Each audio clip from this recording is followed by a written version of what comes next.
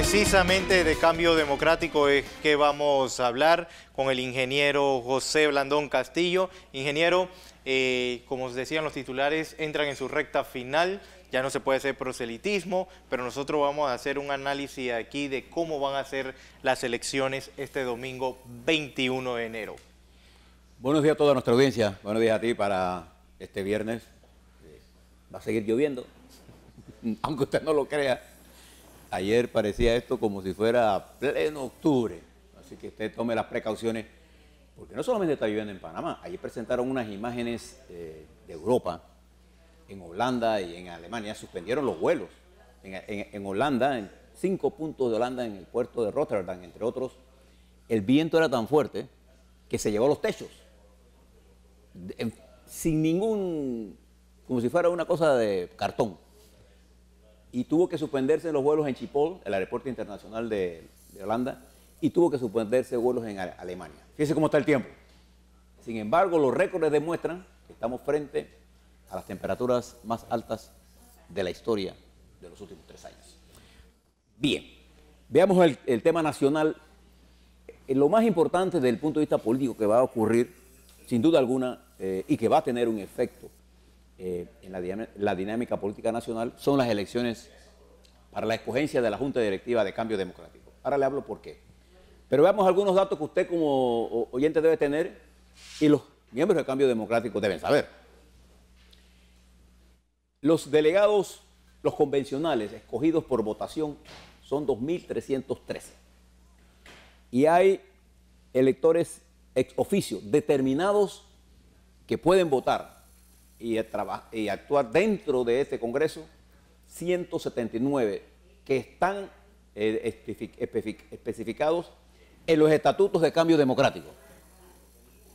De manera que el total de delegados con derecho a voto es de 2.492, exacto. ¿Y por qué es importante esa cifra? Porque el quórum se va a establecer sobre la base del 50% más 1 de esta cifra, es decir, de 2.492, no de los que hayan asistido. El quórum reglamentario para que tenga validez el Congreso que se está desarrollando es entonces de 1.247. Si no se llega a esa cifra, entonces no habrá reunión. Es una cosa que usted debe saber. De manera que el total ahora, entre convencionales escogidos y electores ex oficio que están determinados por el Estatuto del Partido Cambio Democrático, hay 2.492. El 50% más 1 es 1.247. Ese es el quórum reglamentario. Recuerda además que para este evento y para todos los eventos que se han desarrollado en el pasado, el Tribunal Electoral administra este proceso con reglamentaciones establecidas en los estatutos y en la ley electoral. Respetando los estatutos del partido. Exactamente, respetando los estatutos del partido. Y están vigentes los estatutos que el Partido Cambio Democrático aprobó.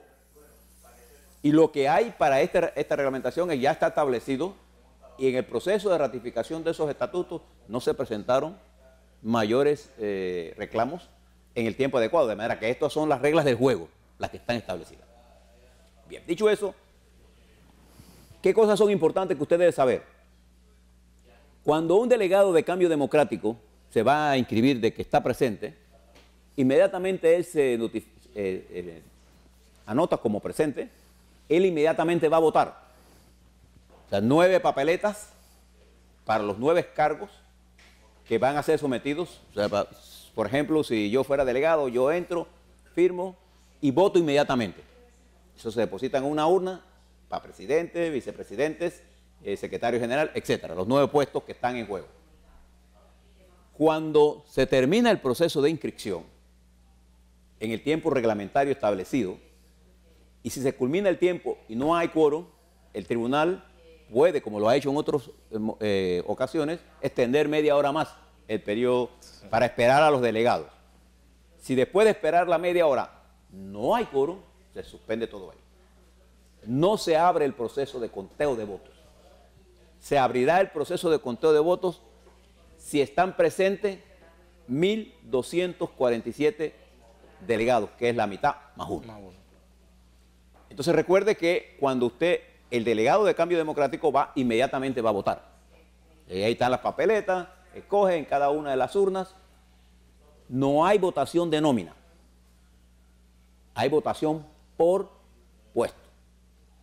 Eso puede decir, por ejemplo, que puede salir un presidente, como hay básicamente dos grupos, puede salir un presidente con un secretario general o un secretario o un tesorero de otro grupo. Puede ser. Sí. En las elecciones de, por ejemplo, del PRD del periodo 94, antes del 94, Pérez Valladares asumió la presidencia, pero el grupo de él no ganó todos los puestos, lo ganó el otro grupo que competía con él. Para que tengamos claro, o sea, esto no es nuevo en los procesos electorales. Lo nuevo es que, y esto se aplicó también en la votación del PRD, cuando el PRD escogió su directiva, se votó inscribiéndose. Eso es para ahorrar tiempo, porque también algunos delegados que vienen de provincias lejanas desean retornar y entonces una vez que emiten su voto, una vez que se inscriben, este Congreso está llamado para esta votación, no tienen que quedarse. La mayoría se queda, pero hay un grupo importante de delegados que tiene que regresar al interior y como el lunes siguiente, o sea, el lunes hay trabajo, entonces esto facilita el proceso. Siempre en procesos electorales hay que facilitarle al elector para que acuda. Bien. ¿Qué es lo que pasa regularmente en estos congresos? Que no va todo el mundo, o sea, no se espera que estén presentes 2.497. Se espera, por la magnitud de lo que va en la competencia, por los niveles de propaganda y de actividad que se ha desarrollado, que vote cerca del 85%. Entonces usted haga una matemática y saque el 85% a 2.492 y le va a dar el número de participantes, lo divide entre 2 y le va a decir a usted cuál es lo mínimo que debe tener alguien si quiere ser miembro de la Junta Directiva de Cambio Democrático. Puede ser que salga un mix, una mezcla, sí, puede ser. ¿Cuáles son los puestos que van a elección? Todo esto está reglamentado por los estatutos de Cambio Democrático y la ley electoral. Hay básicamente dos grupos. Un grupo que encabeza en la nómina presidencial Ricardo Martinelli y otro grupo que encabeza en la nómina presidencial Rómulo Rux. Estos serían los dos candidatos presidenciales. Ellos irían a votación, ese puesto iría a votación. Pero acuérdate que la votación, cuando tú te inscribiste, ya tú votaste. De manera que cuando se cierre el proceso y se confirme que hay quórum, entonces se abre las urnas para los conteos. Para el conteo, sí. Entonces sabremos quién es el presidente primero y los siguientes puestos después, en el orden jerárquico en que han sido presentados. Esto es importante porque lo primero que vamos a saber el domingo, una vez se confirme el quórum y se arranque el proceso de conteo, esto va a estar supervisado por personal del Tribunal Electoral y obviamente los miembros representativos de las personas que están peleando por los puestos. Entonces estas dos nóminas tienen a su vez alguna gente, voy a decir los nombres, hay vicepresidente, está Marta Martinelli y Sergio Gálvez por el grupo de Ricardo Martinelli y está Carlos Afú y Edwin Zúñiga por el grupo de Rómulo Rux. Para secretaria general del grupo de Rómulo Rux está la diputada Yanibel Ábrego y por el grupo de Ricardo Martinelli está Alma Cortés. Para tesorero, en el grupo de Ricardo Martinelli está Ricardo Francolini y por el grupo de Rómulo Rux está el diputado Manuel Cuen. Como se da cuenta, para presidente, vicepresidentes, secretario general, subsecretario general, secretario de Finanzas y subsecretario de Finanzas, organización y subsecretario de organización, hay 9 puestos. Entonces puede suceder que haya votación cruzada. Es decir, por ejemplo, alguien que apoya la presidencia de Ricardo Martinelli puede votar, por ejemplo, para decir cualquier nombre, por un candidato diferente de su grupo en organización. Claro, los aspirantes a presidente están impulsando que la mayoría vote por su nómina, los que la han acompañado en esto para tener una especie de mayoría operativa en la directiva de cambio democrático. Entonces, sentadas las cosas así, el proceso de conteo podría iniciarse como a eso de las 10:30, 11 de la mañana. Exacto. Más o menos. O sea, le estoy dando estimados de las cosas que están planeadas. Siempre eso a usted le puede dar un margen de error, de manera que calculo que como a eso de las 2 de la tarde ya tendremos una idea de todo lo que ha sucedido en términos de qué son las cosas importantes que usted debe mirar para saber qué pasó. Primero, saber cuáles son los dos grupos y saber cómo salió la composición de la Junta Directiva. ¿Para qué cosa? Para determinar quién tiene el control real en términos de votaciones internas. Si una sola nómina controla 5 posiciones, tiene el control de la directiva. Simple. Entonces, ¿qué son las cosas que van a ser trascendentales, que van a ser noticia? Una, por eso le decía que este proceso electoral es un proceso electoral de suma importancia, porque él va a marcar la dinámica política de un proceso electoral que, aunque formalmente arranca el 5 de mayo, cuando el Tribunal Electoral anuncie un año antes del proceso electoral, que es el 5 de mayo del 2019, que se inicia el proceso electoral de cara a las elecciones generales del 2019, y son generales porque no solamente se va a escoger al presidente de la República y su vicepresidente, sino se van a escoger los diputados a la Asamblea Nacional, los alcaldes o alcaldesas del país y los representantes de todo el país y concejales a nivel. Por eso se llaman elecciones generales. Una vez pero esta elección que marca un nivel de importancia, y observe usted que aunque medios adversos a cambio democrático no le gusta hablar de cambio democrático, lo tiene que poner en primera plana por una razón muy simple. Esta es la noticia, y esta será la noticia de comentario el día siguiente, que es el lunes y martes. Por las consecuencias, ¿cuáles son los escenarios que usted debe evaluar? Nosotros, por principio de información, no tenemos aquí para decirle a usted quién va a ganar. Ya nosotros no vamos a hablar de quién va a ganar, sino le vamos a dar los escenarios probables. Un escenario probable es que Ricardo Martinelli asuma la conducción del partido y tenga una mayoría. Bueno, eso generará una determinada dinámica. Otro escenario posible es que gane Rómulo Ruz con una mayoría y eso generará una nueva dinámica. Otro escenario posible es que uno de los dos gane todos los puestos y eso generará un escenario. Otro escenario es que el presidente de un grupo no obtenga la mayoría y eso generará otro escenario. El mejor escenario, si usted me pregunta a mí, y usted es cambio democrático, sería que haya una nómina compartida con una mayoría clara. ¿Y por qué compartida? Porque aquí se va a poner a prueba ahora la unidad. Porque los resultados solamente van a permitir medir la capacidad que tenga cambio democrático de reaccionar post-elecciones. ¿Qué significa esto? ¿Cómo actuará el que gane la presidencia con respecto al grupo que perdió? ¿O cómo actuará aquel que, perdiendo la cabeza presidencial del partido, se encuentre en minoría y pretenda renunciar del cargo? Eso indicaría inmediatamente cuál es el camino que va a seguir Cambio Democrático. No hay la menor duda que el Partido Cambio Democrático hoy es percibido por la opinión pública electoral como el partido de oposición de Panamá. Su suerte está condicionada a la suerte en parte del proceso electoral. No es que su suerte, si pierde o A, B o C, va a parar el proceso electoral, no. Va a condicionar la suerte de Cambio Democrático y va a tener un efecto en la dinámica política del país. Entonces, este proceso electoral es la primera prueba. Entonces yo quisiera pedirle con mucho respeto a todos los televidentes y a todos los actores políticos del país que respetemos las normas que están establecidas.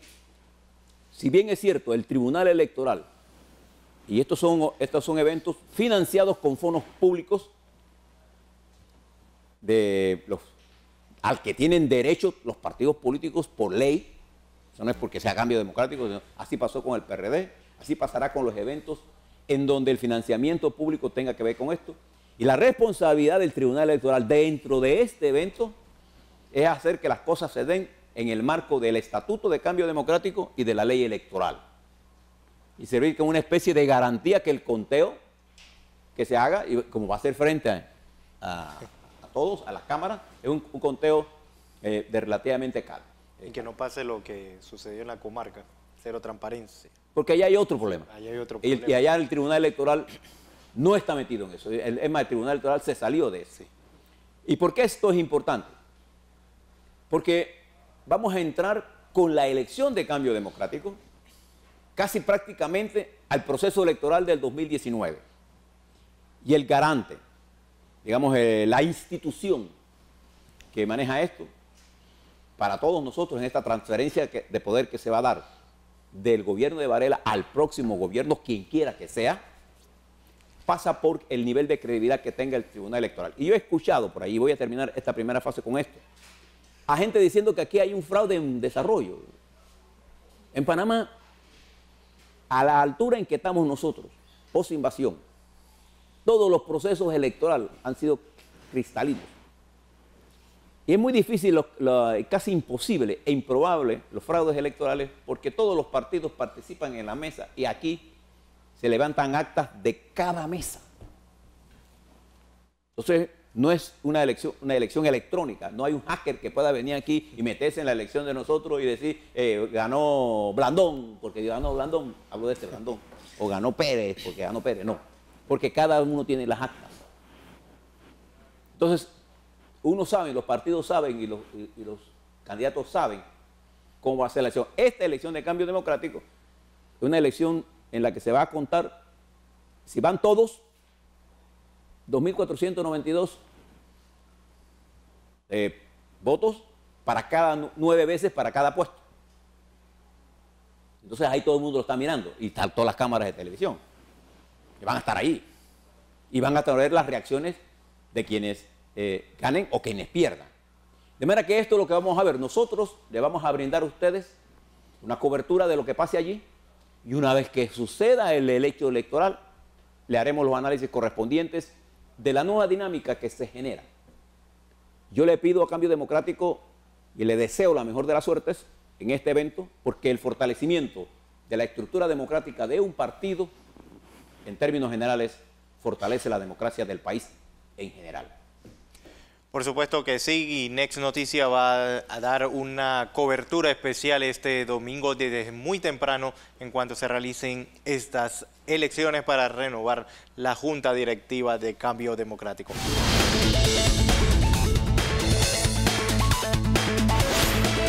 Bien, continuamos con José Blandón Castillo. Esta vez vamos a hablar, va a hacer análisis internacional, ingeniero. La gira del Papa que no se detiene, ya llegó a Perú.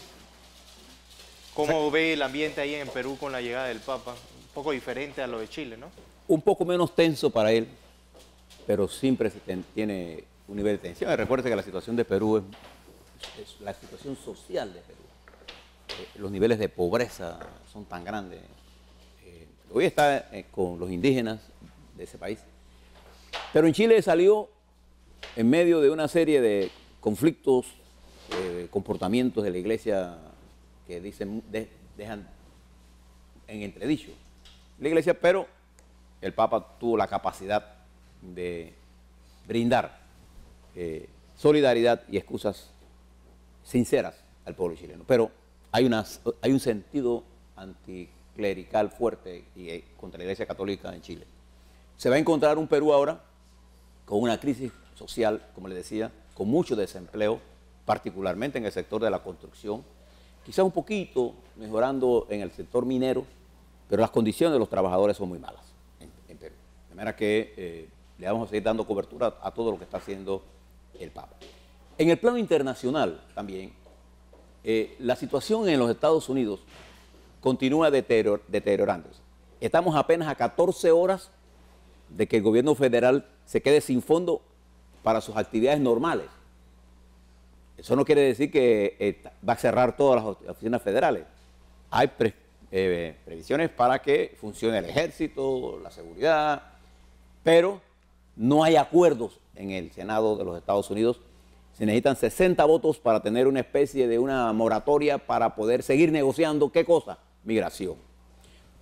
Y el tema migración ha tenido tal nivel de fuerza que ayer, le conté ayer que el jefe de gabinete del señor Trump, el señor Kelly, decía que el presidente había estado desinformado en su campaña con respecto al muro, y ayer salió Trump a enfrentarse a su jefe para decir que él mantiene la misma posición y que los mexicanos tienen que pagar el muro que él va a construir.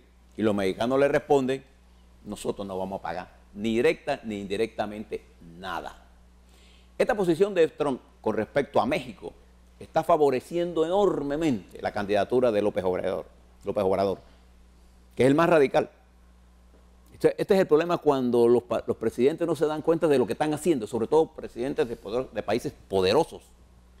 Y esta confrontación mediática, cuando mañana se cumple el primer año del gobierno de Trump, sería para él una derrota, que llega a su primer año con un Senado encrespado, sin poder resolver el problema del presupuesto, enfrentado a problemas que afectan a los Estados Unidos y particularmente a la clase obrera, a la que él le prometió una mejor América. A pesar de todo, los Estados Unidos tiene fuertes indicadores de economía favorables, y lo más que le interesa al señor Trump, la bolsa de valores ha tenido un espectacular comportamiento, lo que acentúa el nivel de distorsión entre los que más tienen y los que menos tienen.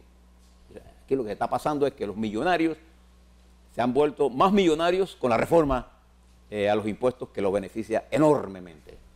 Trump tiene un gran apoyo en ese sector. Mientras esto está ocurriendo, en España se están entrampando nuevamente. Ya el gobierno de Rajoy dice que bajo ninguna circunstancia el señor Puigdemont será presidente de la Generalitat, mientras ya los independentistas han decidido que sí. Y volvemos al punto cero menos algo ahora, al punto inicial menos algo, porque la crisis está más profunda y no hay capacidad de entendimiento. Y las clases políticas, la dirección política española, bajo Rajoy, no encuentra una salida. Y Cataluña va a convertirse en un problema, y esto tiene preocupado a Europa. Recuerda que Europa, el nacionalismo opera en contra de la unidad europea, y por eso los europeos son muy cuidadosos en este tema. A la vuelta vamos a conversar un poco sobre Panamá y los efectos que todo esto está teniendo, el cambio climático global que está afectando a Europa, y mire cómo está lloviendo en Panamá. A los que dudan de que hay un cambio climático en el mundo, aquí están los eventos que ya los científicos tienen hartamente comprobado. A la vuelta hablamos un poco más sobre el tema nacional, José Luis. Y también vamos a estar hablando, ingeniero, del proyecto de ley que presentó el ministro de Economía y Finanzas, Dulcidio de la Guardia, el día de ayer en la Asamblea Nacional de Diputados. ¿De qué se trata este proyecto? Lo analizaremos al volver de la pausa.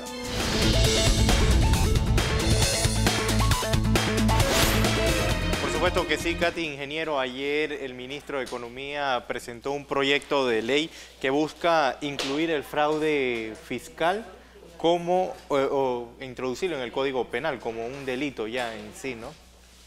Sí, correcto. Antes de ir a ese punto, que es un punto central, la República de Panamá, y que usted debe entender bien, porque van a venir opiniones contrarias a esto, y esto es parte del debate de la democracia. Nosotros no le debemos tener temor a discrepar de las posiciones del gobierno, ni estar incluso a favor de las posiciones del gobierno si ellas están en el camino correcto del país. Pero quisiera hacer algunas cosas antes de entrar a ese tema central. En primer lugar, quisiera reconocerle a Sandra y a Sammy Sandoval su extraordinaria participación el miércoles en la noche en el Festival de Jazz. Es una apuesta audaz poner a la gallina fina en una cosa tan complicada como el jazz y mezclarla con la música popular bailable nuestra, pero fue todo un éxito. Entonces hay que reconocerle a este talento de estos dos muchachos de Monagrillo, con un gran talento, y además la gallina fina sedució. Yo lo que puedo decirle.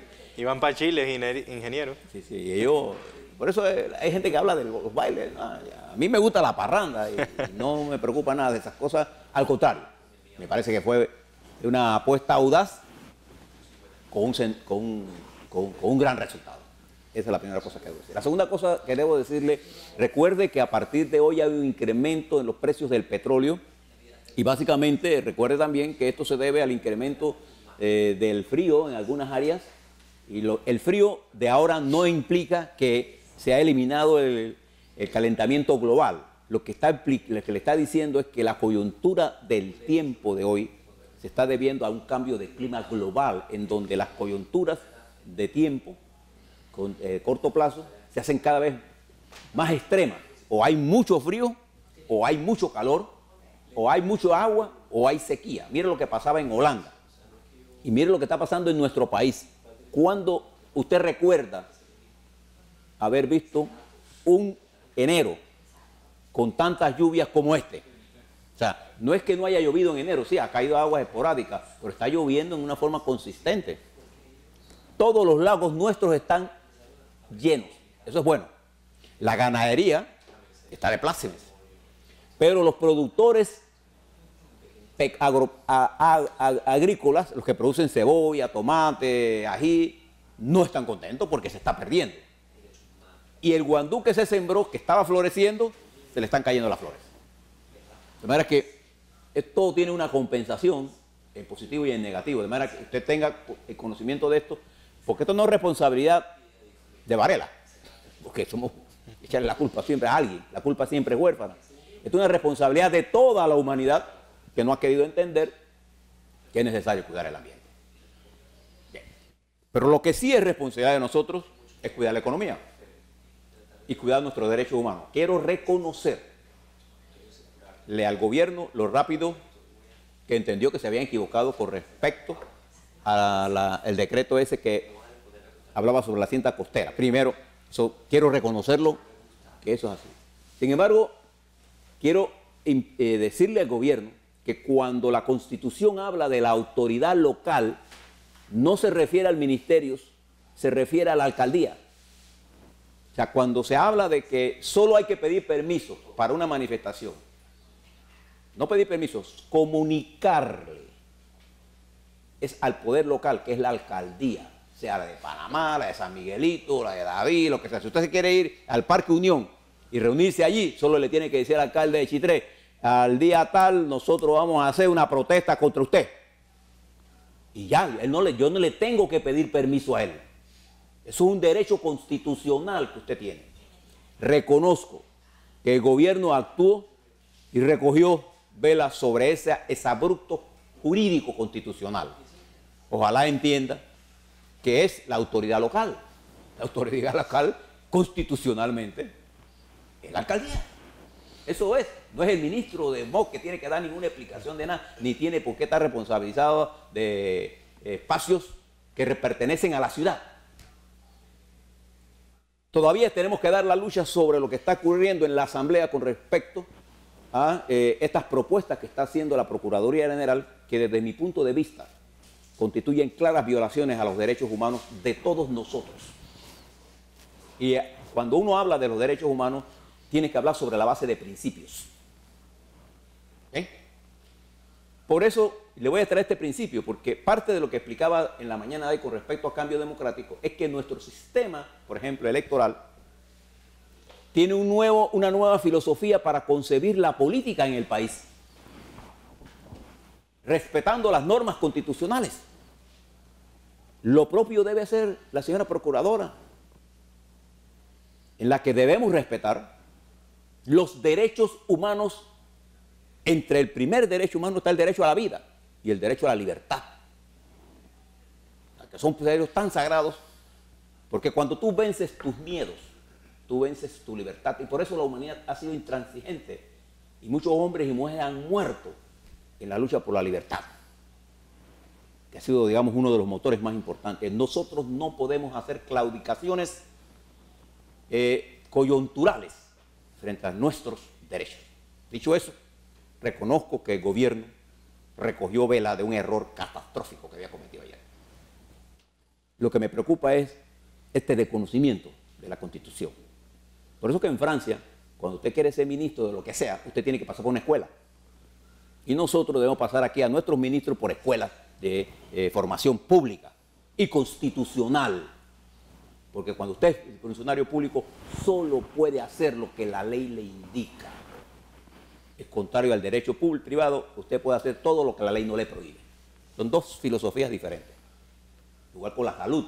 Esto de estar trayendo ministros del sector privado para la salud pública es una contradicción, porque la salud pública se inclina hacia mantener sana a la población. La salud privada es para curar enfermedades. Entonces son dos principios filosóficos que tiene un médico que ejerce la medicina privada, curativa, y el médico que ejerce la salud pública, que va al sentido de proteger y de mantener su salud. Él no quiere que usted esté enfermo. El que va a un hospital quiere que usted esté enfermo, porque ese es su negocio. Bien, vamos a lo que planteó ayer el ministro de Economía y Finanzas. El ministro Dulcido González presentó un proyecto en la que se penaliza el fraude fiscal. La primera cosa que le debo decir, que Panamá es el único país de la región latinoamericana que no ha penalizado la defraudación fiscal. Nosotros somos el único país. ¿Y cuál es el problema de esto? ¿Y por qué, por ejemplo, cuando hablamos de que ¿qué hace Francia pidiéndonos cosas a nosotros? Sí, es que hay un nuevo mundo, un nuevo esquema. La forma tradicional de hacer negocio varió. Uno de los principales problemas que tiene nuestro país es que cuando el Ministerio Público de Francia, por ejemplo, le pide al Ministerio Público de Panamá una colaboración sobre defraudación fiscal, la Procuraduría de nosotros no tiene cómo hacerlo, porque la legislación panameña no cataloga a la defraudación fiscal como un delito. Como consecuencia, no puede colaborar. Y nos ponen a nosotros en cuantas listas hay protegiendo a defraudadores fiscales del mundo. Esta legislación, no importa lo que le vengan a decir ahora a los llamados nacionalistas nuestros, que ahora se arropan en el nacionalismo, no afecta a la mayoría inmensa de los panameños, porque se trata de aquellos que hacen ingresos multimillonarios y que intentan evadir no solamente en territorio nacional, sino usan nuestro territorio para evadirla y nos meten a nosotros en problemas fiscales y de peleas entre los países, cuando nuestro país es un exportador neto de servicios públicos. Entonces, nosotros tenemos que actuar con firmeza frente a esto. La ley está desarrollada para que se incluya un título, se llama el 12º, al título 6 del Código Penal. ¿Y por qué yo sé de esto? Porque yo hago análisis de riesgo de Panamá. Y uno de los principales análisis de riesgo que yo tengo que hacer es el incumplimiento de nuestra nación frente a normas internacionales.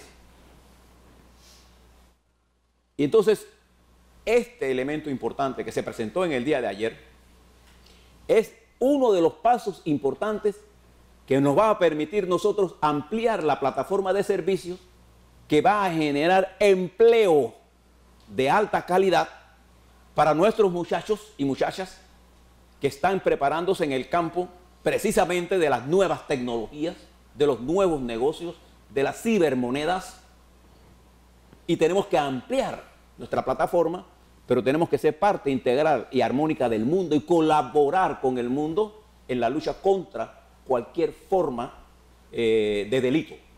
Por eso que ayer, cuando hablaba de que la señora procuradora en su propuesta a la Asamblea quería darle un carácter de superdelito a la corrupción, yo me pongo a eso por principio, porque el delito, el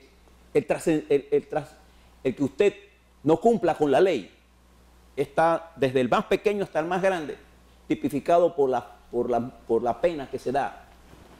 Caracterizar la corrupción como el superdelito para complacer a ciertos niveles políticos es un grave error técnico, pero además un error de principio jurídico.